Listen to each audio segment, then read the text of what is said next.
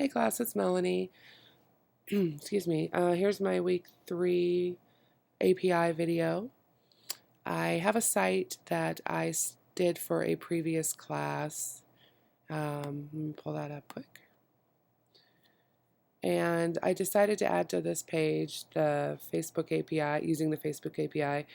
I decided to add a like and share button for the page in general. And then as you go through some of this information, you'll see when you get to the end of this section, I can share just this section of the page and I can comment on just this section of the page. I have an area down here where I show some of my work. Same thing, I can show, share part of this page, excuse me, or comment on this part of the page. There's a great explanation as to what an API is, especially the Facebook API specifically, over here at programmableweb.com. You can go ahead and read this, but basically the API allows for information to be shared to and from Facebook's social media platform based on user profiles and privacy settings and things like that.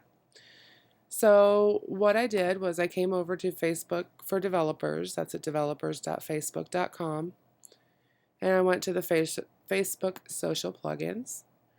If you just scroll right down to the bottom here, there's some information in there, but you can get the documentation here right away. I didn't do anything with embedding, but I did use like, share, send, and comments. And then you click on those, and you can see them all listed here, and it tells you what they are and how they work. But they're all listed over here too, which is kind of nice. So let's use, say, the like button. And you go in, it gives you some step-by-step instructions, and then takes you to the link configurator. This is where you're going to go ahead and put in the URL you want people to like, which I do have a Facebook page associated with this chain reaction crochet, so I went ahead and put that in there. Go ahead and set your width, and you can choose a layout or an action type, just depending on what you like. And then go ahead and get your code. This is the script, JavaScript SDK for Facebook. This needs to be included in your code in the opening body tag. That's where I have it. You can see it here on lines 17 through 24. And then it gives you this other little snippet of code, and this code is used to place your plugin where you want it on your site. And you can see that I went ahead and put that right there in my header, right over here. And the code for that, you can see, is right here on line 30.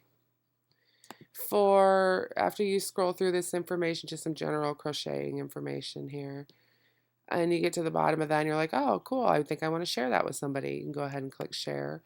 I don't have a live URL in here right now, so it just says localhost, but you can see it work over here too. If I want to share this entire, it actually shares my Facebook crochet page to other people on Facebook. Gives you some options here, and as far as tagging and how you feel and who can see it, all kinds of stuff like that.